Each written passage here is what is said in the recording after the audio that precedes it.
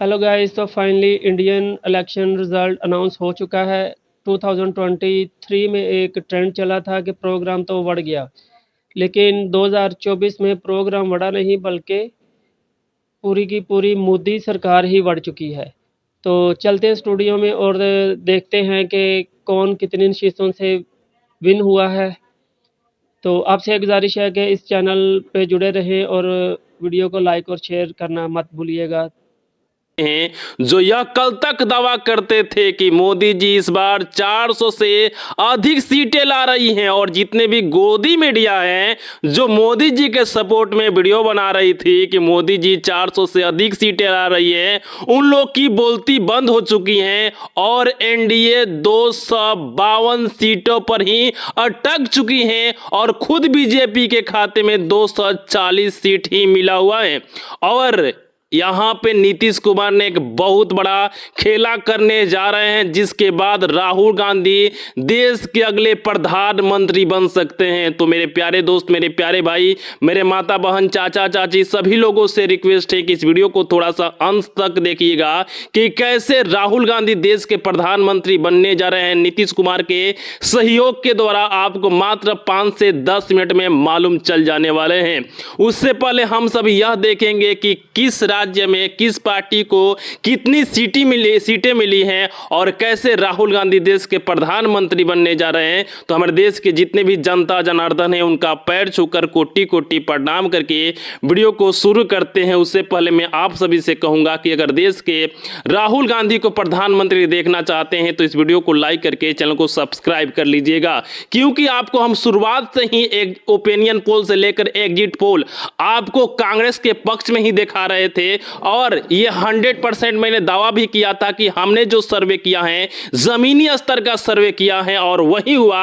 हालांकि अन्य राज्य हैं जैसे आंध्र प्रदेश, वहां पे अन्य पार्टी ने कुछ अच्छा परफॉर्मेंस नहीं किया, इसलिए वहां पे बीजेपी ने वहां पे धाबा बोल दिया और कुछ सीटें बीजेपी हासिल कर ली। नहीं तो एक तरफा कांग्रेस पार्टी जीत रही थी और अपने दम पर ही बिना नीतीश कुमार के सहयोग से ही वो केंद्र में सरकार बनाने जा रही थी। मगर अब यहाँ पे नीतीश कुमार का भी सहयोग मिल सकता है। तो मिलने के बाद कैसे देश के प्रधानमंत्री राहुल गांधी बनने वाले हैं मैं आपको मात्र 5 से 10 मिनट में बताने वाला हूं। तो चलिए शुरुआत करते हैं।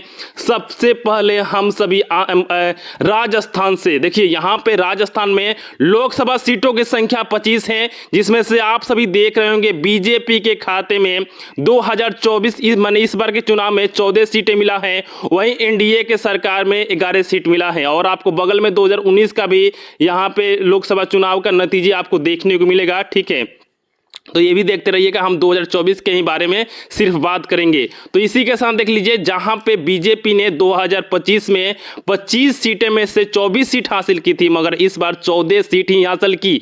वहीं इंडिया अलायंस जहां एक भी सीट हासिल नहीं की थी, 11 सीट हासिल की हैं। तो नतीजे आपके सामने दिखाई दे रहा। और दोस्तों, ये एग्जिट पोल नहीं है, ये नतीजे हैं, आपको देखना पड़ेगा, ये सच्चाई है और इस सच्चाई के द्वारा ही केंद्र में राहुल गांधी की सरकार बन सकती है। चलिए अगला राज्य की ओर बढ़ते हैं और अगला राज्य है मध्य प्रदेश। देख लीजिए, मध्य प्रदेश में लोकसभा सीटों की संख्या 29 है और यहां पे 29 में से 29 जीत बीजेपी ने यहां पे सीट हासिल किया है। अगर यहां से कांग्रेस पार्टी को 5 से 6 सीटें मिल जाती तो गर्दा हो जाने वाला था, मगर नहीं मिली है।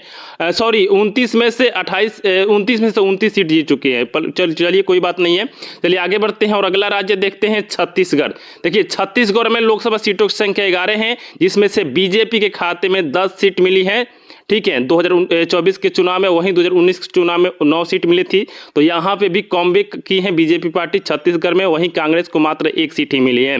पर कोई बात नहीं, जब हम दक्षिण भारत में चलेंगे और उत्तर प्रदेश में चलेंगे तो देखिएगा कि लोकसभा सीटों की संख्या में कितनी तेजी से बढ़ोतरी हो रही है और कैसे केंद्र में सरकार राहुल गांधी की बनने जा रही है। चलिए उत्तर प्रदेश देख लीजिए, उत्तर प्रदेश में लोकसभा सीटों की संख्या 80 है, जिसमें से एनडीए के खाते में मात्र 36 सीटें, वहीं इंडिया अलायंस के खाते में 43 सीटें मिलती हुई दिखाई दे रही हैं और वहीं वासपा के खाते में एक भी सीट नहीं मिला है। तो यहाँ पे जो अन्य के खाते में 1 सीट मिला है। तो मैं आपको यहाँ पे साफ बता देना चाहता हूँ कि बीजेपी पार्टी यह दावा कर रही थी कि मैं 80 सीटों में से 80 सीट लाने वाला हूँ।